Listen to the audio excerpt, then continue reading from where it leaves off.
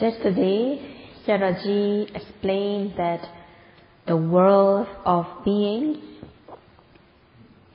are flowing. The world of beings are drowned in the current, the defilement currents that are flowing. When one craves for good objects, Dhamma current, the current of craving, is flowing. So long as one craves onto good things, one is drifting in the current of craving. If one is attached for 1 hour, the person will be drifting in Dhamma current for 1 hour. Drifting in the current, there is water below, nothing to hold on to. There is water on every side, and there is water above. So, because there is water in every direction, there is nothing to hold on to. There is nothing to depend on. Drifting in the current, these beings are destitute, lacking something to hold on, lacking something to depend on. Having wrong view, it is ditthi current. Having wrong view, one takes that my view is correct, other beliefs are incorrect. In this way, the person is clinging with wrong view. And also, the person can have craving, clinging with wrong view, believing as person, being, or soul. And one also have wrong view, believing in Ijara Nimitta, believing in Creator. It is ditthi current. The other one is kilesa current, defilement current, having anger, aversion, hatred, grudge, conceit, mana, also distraction, having restlessness, worry, uddhacca, kokocca, having wrong view, not having faith and confidence in the objects that are worthy of faith and confidence, lacking reasoning power, not having kalyana mitta, not having good companion, one has the defilement. There can also be uncertainty and doubt. So these are the defilement currents. Not having correct belief, they are having all these wrong view, uncertainty and doubt, and thus defilement currents are flowing. Ahirika and anuttapa, lack of moral shame and lack of moral fear, one commits things that are harmful to oneself as well as others. And thus, having ahirika and anuttapa, lack of moral shame and lack of moral dread, the person commits misconduct, not knowing that wrongdoings are disgusting, shameful, and frightening. Not knowing that wrongdoings are shameful and frightening, one has that kind of courage to perform bad actions by body, speech and mind. And one becomes ruthless based on ahirika and anuttapa. It is also defilement current, and the person is drifting in the defilement current. Lacking moral shame and moral fear, one does not control oneself, and one is also disturbing the surrounding. Lacking hiri and uttapa, there is no white background. Instead, there will be darkness, black, and one will be absorbing wrongdoing. Absorbing wrongdoing, one's own world will be ruined, and also one is disturbing the surrounding. Performing unwholesomeness, the person will not shine with virtue, and it is based on avijja sota. These wrongdoings are based on ignorance current. Having avijja sota, having ignorance current, one does not know correctly, one knows wrongly. Having ignorance, one commits misconduct, and one has prolonged the round of existences. So in the samsara round of existences, avijja, ignorance, is the head. One has wrong view, one has ignorance, not knowing correctly, knowing wrongly. Ignorance is arising all the time. People who do not seek the truth, they are thick with ignorance. Ignorance is involved in every unwholesome mind. Even if wholesome mind arises in between, such ordinary kind of wholesomeness is like a representative of avijja, and thus he/she will not be pure.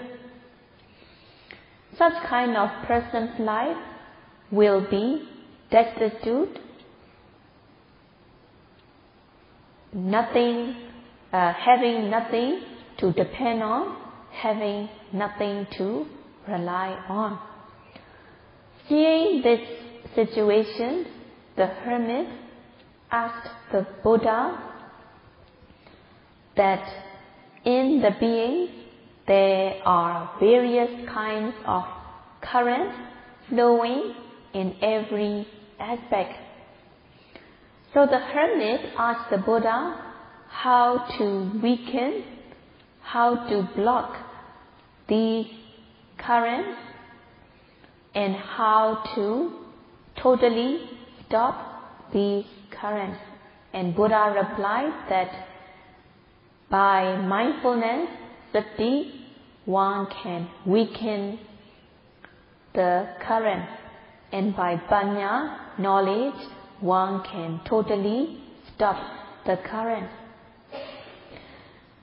Before Sayadaw goes on to explain it, Sayadaw also explained that Buddha taught the being,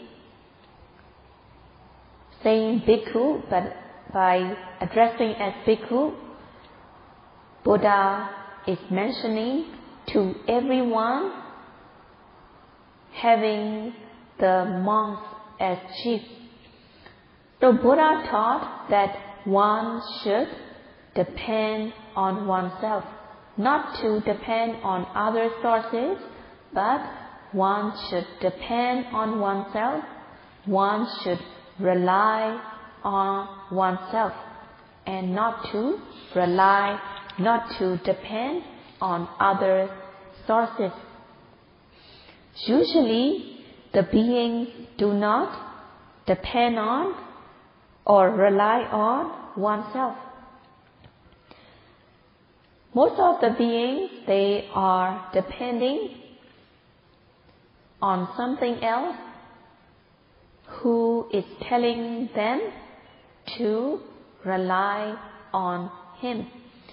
Even if the being commits wrongdoing,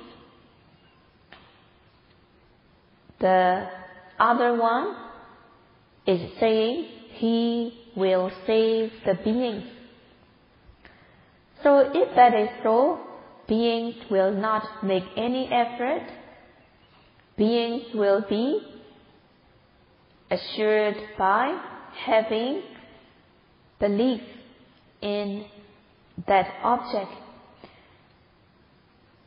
So if that happens, beings will not make any effort to purify himself and herself.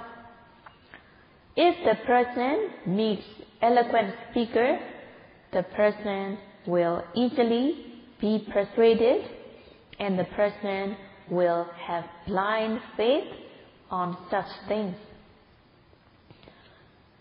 So in other religions, they are asked to believe, and having the belief, they say the beings will be saved.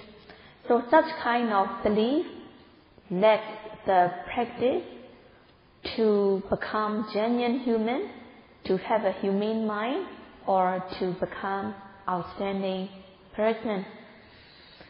So having other beliefs, these beings do not make enough effort, they do not make effort at all, and thus their ability to depend on oneself will deteriorate. The teachings of the Buddha is not like that. Buddha said, Tu mehi kecha matapang akhataro tathagata, meaning that you yourself should exert ardent effort. You yourself should exert ardent effort in order to refrain from unwholesomeness, in order to perform wholesomeness. Akhataro tathagata, meaning Buddha can only guide the way. Buddha can only give guidance, which path is right, which path is wrong, which path to follow, which path to avoid. Buddha can only guide the way. It is the beings who have to practice according to the guidance of the Buddha in order to reach the goal. So, Paṇḍitā Vimokkhānti, by practicing, one will attain liberation. One will be liberated from the captivity.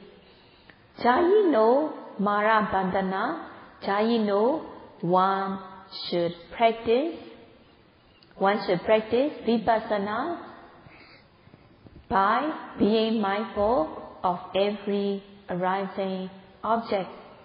So Buddha only guided the way, Buddha only guided which path is right, which path is wrong, which path is to be followed, which path is to be avoided. So having faith and confidence, it is one's duty to shape one's life. One should reform oneself by practicing the correct path. Practicing the correct path, one will not be unreformed, unshaped.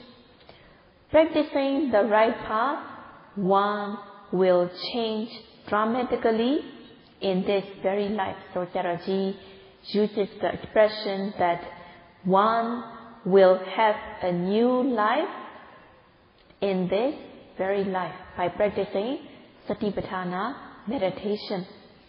When one practices Satipatthana meditation, one will see from his or her own experience that one has a new, better life in this very life.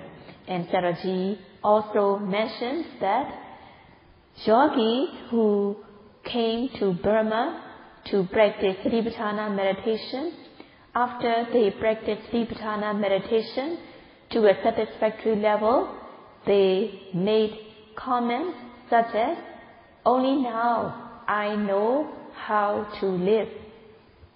Only now I have a new hope." And they also made the comment that the best export of Burma is Satipatthana meditation. If one does not shape one's life, there will not be any improvement. So one should reform oneself by practicing walking on the correct path. If one does not shape oneself, if one does not reform oneself, then one will be drifting in the current. Not knowing the correct path, it is the worst. So while having the opportunity to meet with Kalyana Mitta, good companion, having the help and guidance of good companion, one should strive in practicing in order to reach the destination. And by reaching the destination, one will see that one has got a new life. So one should practice, one should keep on walking on the correct path in order to reach the destination.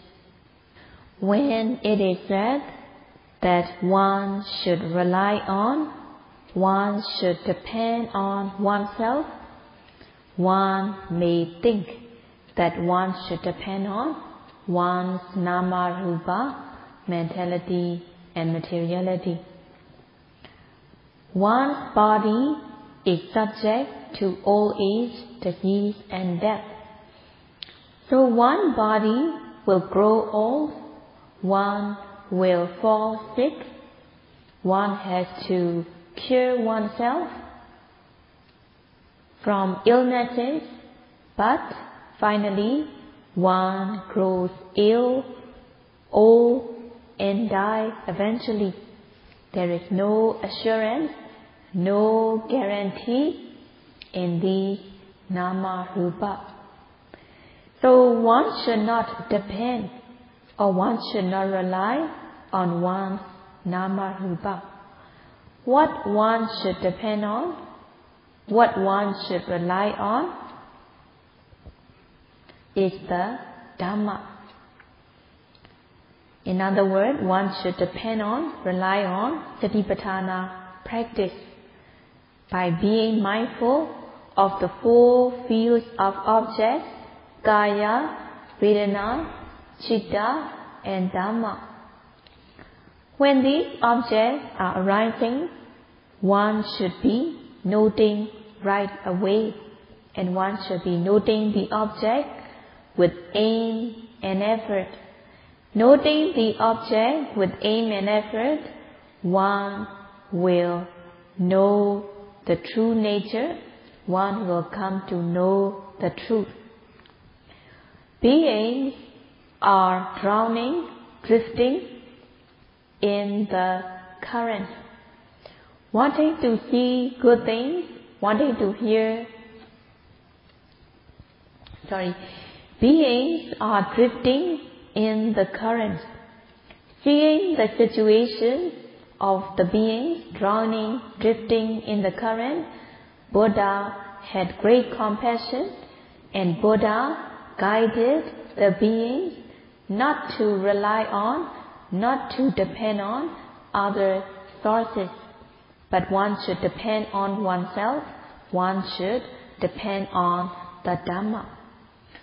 When one has the opportunity to practice the Dhamma, when one has the opportunity to practice Satipatthana meditation, one should make it worthwhile by practicing every arising object.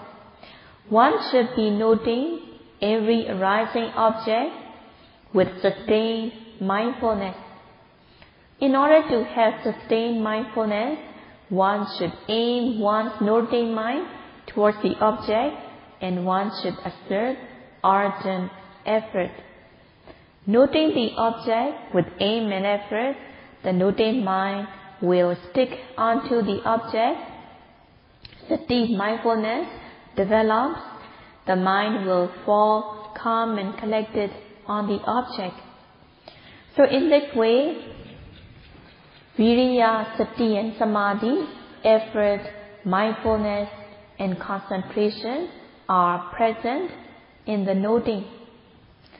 If one does not exert effort at all, or if one does not exert sufficient effort, the noting mind will not fall calm and collected on the object, and thus one will not know the true nature, one will not know correctly, and thus avijja current, ignorant current is flowing.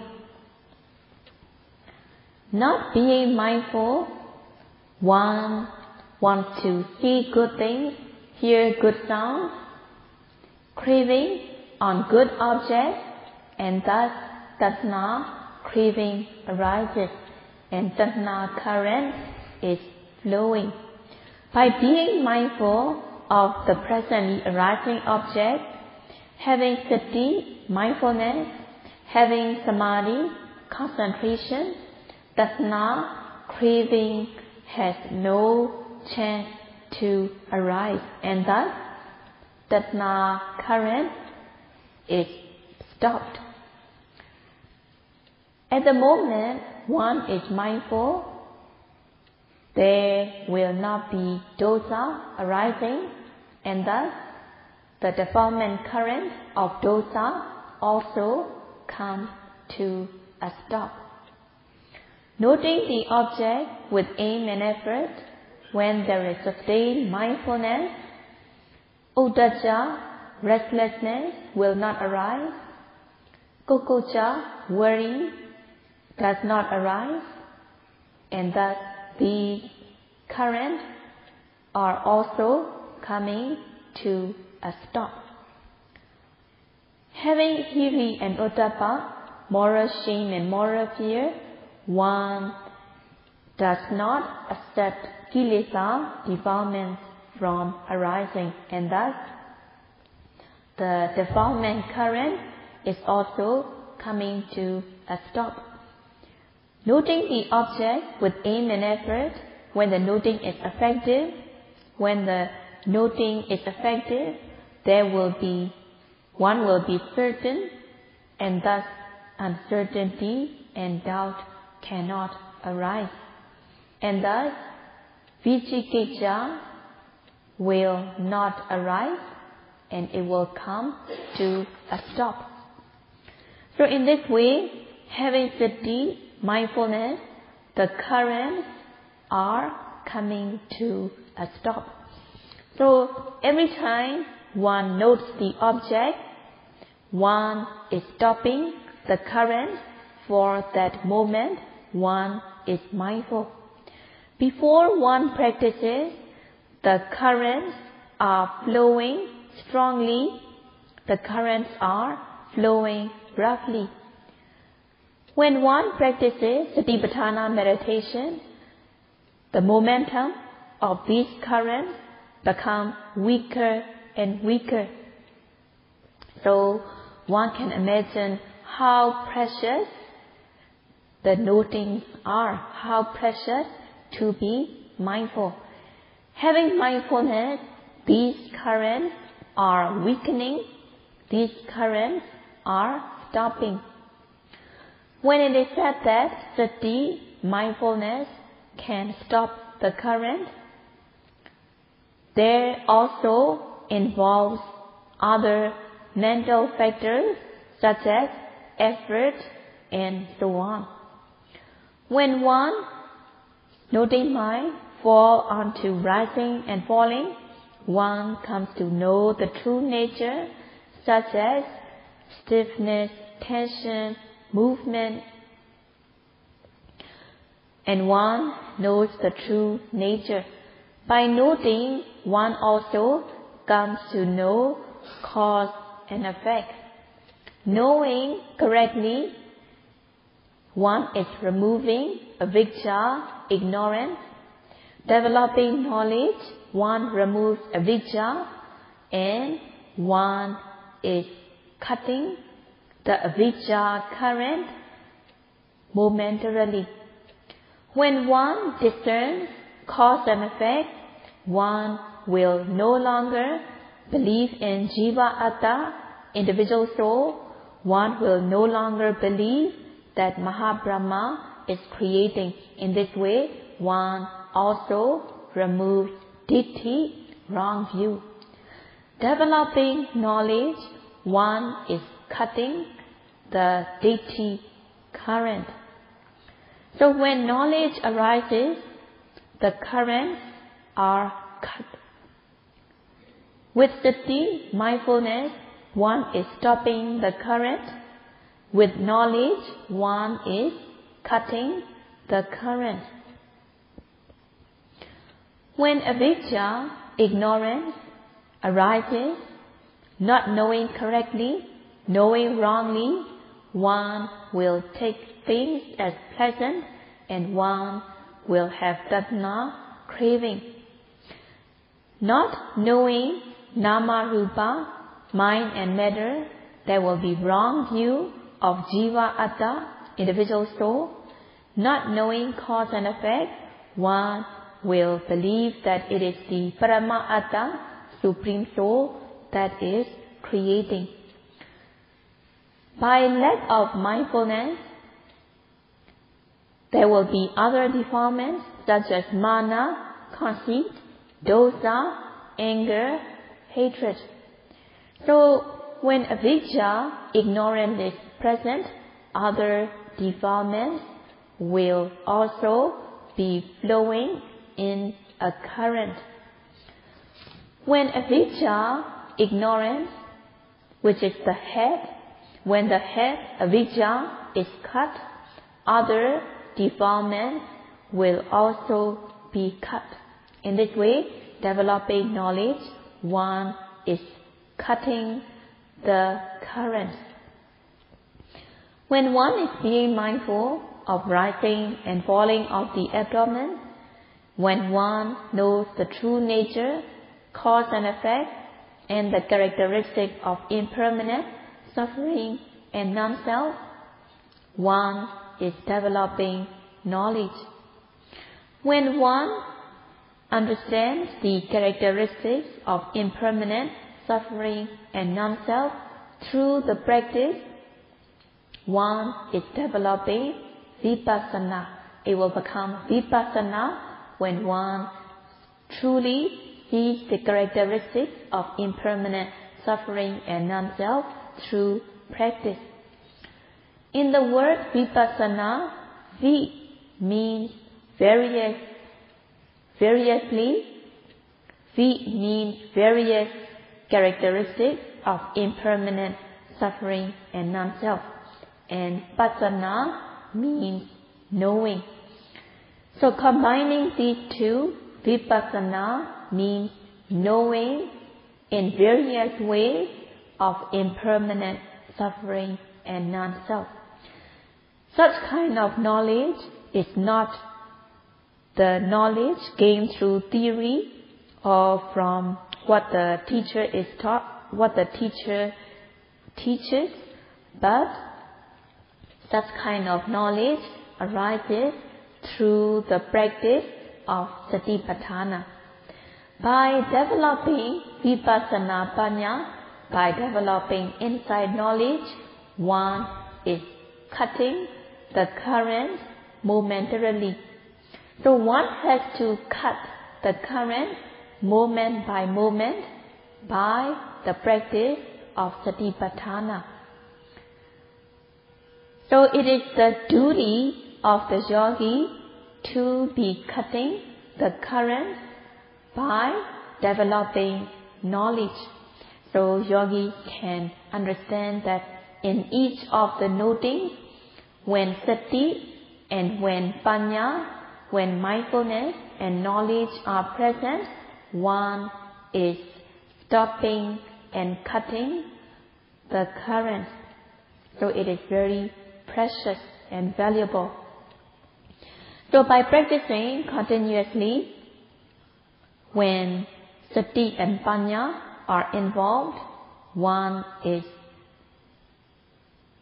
stopping and cutting the defilement. Having sati present, one is preventing kilesa from arising, and even if the kilesa arise, one cures right away by noting. So having sati, mindfulness, one is stopping the current. And having knowledge, one is cutting the current momentarily. So when one reaches the stage, one will be depending, relying on oneself. So one should depend on, rely on oneself. One should depend on, rely on the Dhamma. One should depend on, rely on the Satipatthana practice. By being mindful of every arising object, developing these factors, sati and panya, one is stopping and cutting the current, and one is said to be saving oneself from the current. That's why Buddha taught that beings should depend on, rely on oneself. One should depend on, rely on the Dhamma, and they should depend on, rely on the Satipatthana practice. Sati, mindfulness, can stop the current, and panya can cut the current. So panya is translated as knowledge. It is not the kind of knowledge gained through learning of theory. It is not the kind of knowledge that is taught by teachers. And it is not the kind of knowledge one gets by reflecting. Panya means knowing distinctly, clearly, in a penetrating way. When one notes the rising of the abdomen, one discerns, one comes to know the true nature, such as stiffness, tension. And when one is being mindful, one also sees that the tension is not just one tension, but it is layers and layers, segments by segments of tension in the rising of the abdomen. So one discerns clearly, distinctly of the true nature by being mindful. And also one discerns cause and effect. The nama rupa that are arising as cause and effect, they arise and pass away. Everything that arises passes away. It is very obvious. The objects such as tension, stiffness, movement, they arise and pass away. So the arising and passing away, the beginning and the end, it is not paramattha, it is just the manner of paramattha. Every nama rupa has these characteristics of arising and passing away. Nothing stays, it arises and passes away. Panya, knowledge, discerns the true nature and also the characteristic of arising and passing away. Knowledge that discerns the true nature and the characteristic of arising and passing away is the true knowledge. What should one discern? One should discern the Dhamma sabhava. One should discern the Dhamma that bears their own intrinsic nature. So the nama rupa has the sabhava. The first one, there are two kinds of sabhava. The first one is said sako bhavo. Sako means each and individual. Bhavo means the nature that is arising, the nature that really exists. So in this way, sabhava means unique individual characteristics that really exist. And also, every nama rupa arises and passes away. So everything that arises, passes away. It is said, sammano bhavo. Sammano means common. They are common as they all possess the characteristic of arising and passing away. And bhavo means the characteristic that really exists. In this way, sammano bhavo, sabhavo, the common characteristics of arising and passing away. So in this way, the nama rupa, the mentality and materiality, every mentality and materiality has the sabhava lakkhana, unique individual characteristics, and samanya lakkhana, common characteristics. Panya has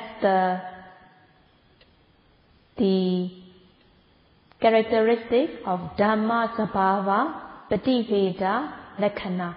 Panya, knowledge, has the characteristic of discerning the unique characteristic and common characteristics of these nama rupa in a penetrating way. And Sarojji will continue to explain the next day. Sadhu, sadhu, sadhu, sadhu.